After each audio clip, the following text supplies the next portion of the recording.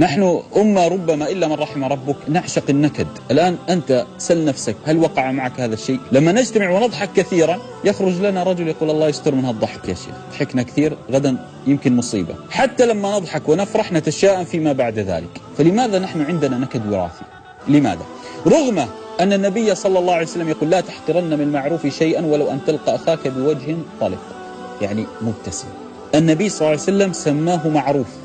لو سألتك سؤال ما المعروف؟ ما هو المعروف؟ تقول أن تأمر بالخير، كأن الابتسامة تأمر بالخير، كأنك أنت لما تمشي بالسوق وتبتسم أعلم أن الناس سيقولون عنك شوف المجنون. أعلم هناك فئة من الناس أعاننا الله عليهم.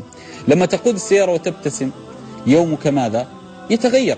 ليس الهيبة أحيانا في أن تكون عبوسا قمطريرا. بعض الناس يظن أن الهيبة أن يبقى عبوسا، تدخل عليه السلام عليكم وعليكم السلام، هكذا بعض الناس يظن. رغم عبيد الله بن المغيرة رضي الله تعالى عنه يقول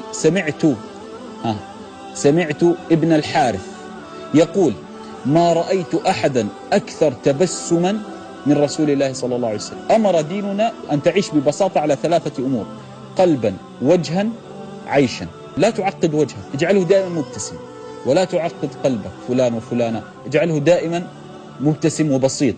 ولا تعقد حياتك بروتوكول روتين كذا، لا، هيبة من أجل عش على راحتك.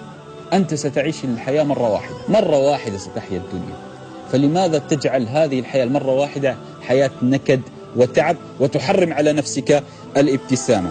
لهذا جرير رضي الله تعالى عنه يقول والله منذ أن أسلمت، اسمع، يقول والله منذ أن أسلمت ما رآني النبي صلى الله عليه وسلم إلا وتبسم في وجهي.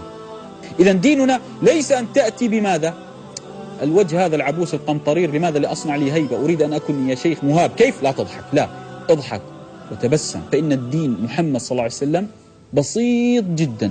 يا أخي أكبر دلالة على أن الدين بسيط بني الإسلام على 5. كلنا يحفظ الحديث، بني الإسلام على 5. هذا هو دين محمد صلى الله عليه وسلم. فلماذا تعقده؟